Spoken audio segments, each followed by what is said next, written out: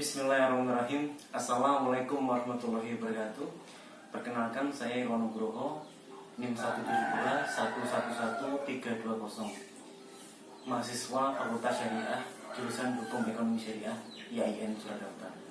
Pada kesempatan kali ini, guna memenuhi tugas mata kuliah Hukum Perdata Internasional yang diampu oleh Bapak dosen Yusuf Wibisono, SAG, MSI, SL, saya akan mereview suatu buku, yaitu berkaitan dengan hukum perdata internasional.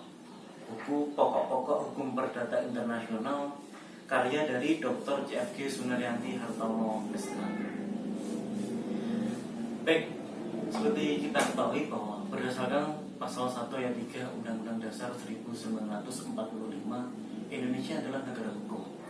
Banyak hukum, salah satunya yaitu hukum perdata. Banyak peristiwa-peristiwa akibat hukum perdata yang lahir, salah satunya yaitu suatu perjanjian yang melibatkan dua orang atau lebih, hubungan perkawinan, waris, dan lain sebagainya. Jika yang terlibat dalamnya adalah suatu warga yang menempati suatu wilayah Indonesia, maka orang tersebut adalah warga negara Indonesia.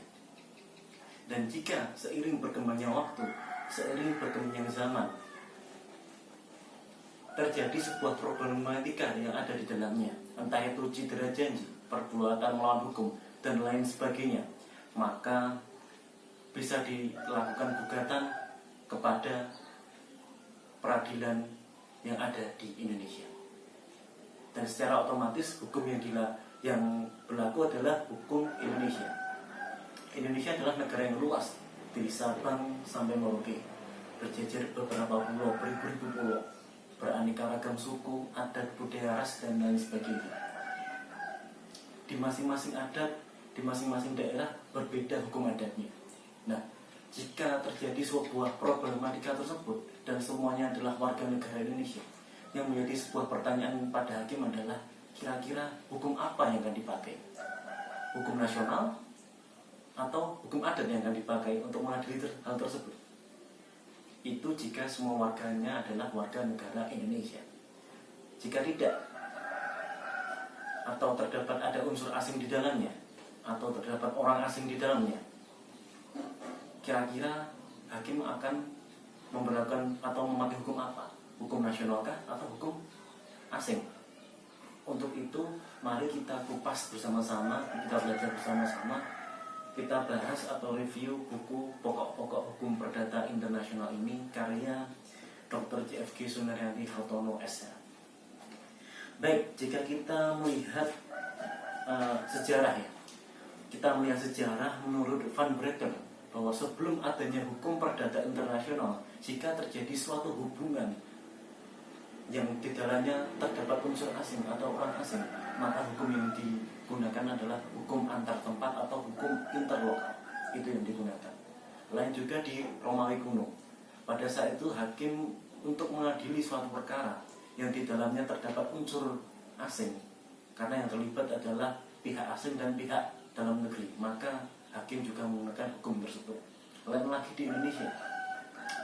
Menurut Van Vollenhoven, bahwa hukum yang harus berlaku bagi hubungan antar orang-orang, antar suku-suku, antar ragam budaya adalah atau dinamakan hukum intergenerational marriage, yang juga mengandung makna gen atau suku.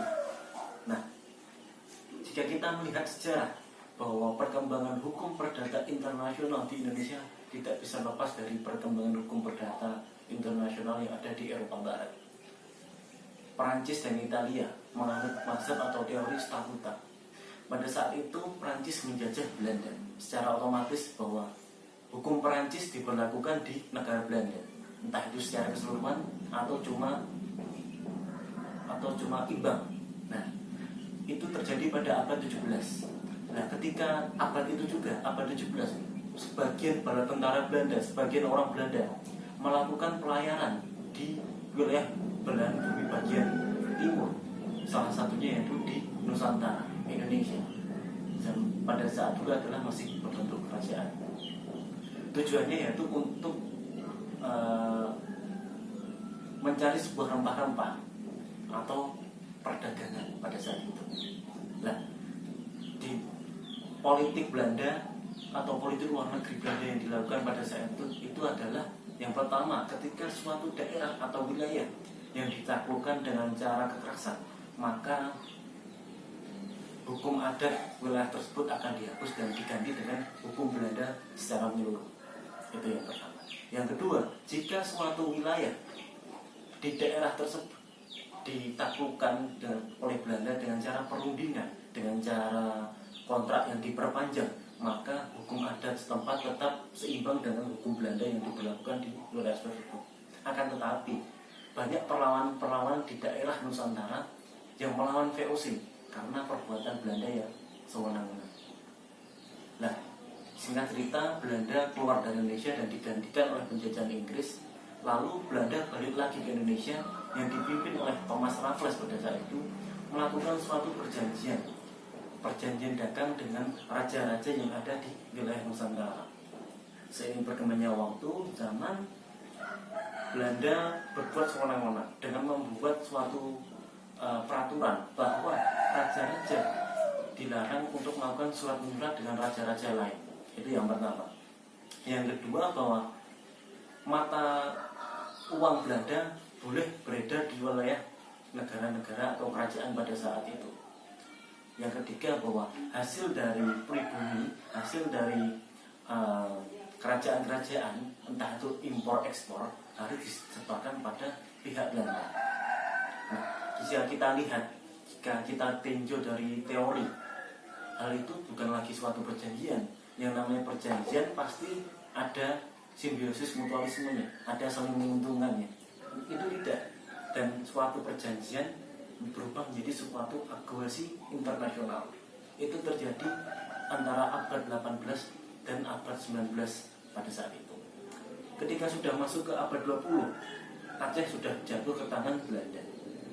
Nah, dari masa agraris internasional berubah menjadi masa kolonial atau disebut dengan masa penjajahan. Nah, dari gambaran tersebut, dari uraian tersebut, bahwa kita dapat memahami bahwa perkembangan hukum perdata Indonesia tidak bisa dipisahkan dari perkembangan hukum perdata yang ada di Eropa Barat, karena saling berkaitan. Prancis menjajah Belanda, Belanda menjajah Indonesia. Nah, untuk itu menurut seorang ilmuwan bahwa yang dimaksud dengan hukum perdata internasional ialah bukan hukum yang dianut seluruh warga secara internasional, secara menyeluruh yang menduduki bumi ini, tidak. Akan tetapi yang dimaksud dengan hukum perdata internasional adalah hukum nasional yang di dalamnya terdapat ruang lingkup atau batasan-batasan ruang lingkup, dan juga terdapat kaidah-kaidah hukum yang ada di dalamnya dan dianut oleh suatu negara. Contoh, Inggris menganut juga yang namanya conflict of law. Nah, ini adalah hukum yang mengatur tentang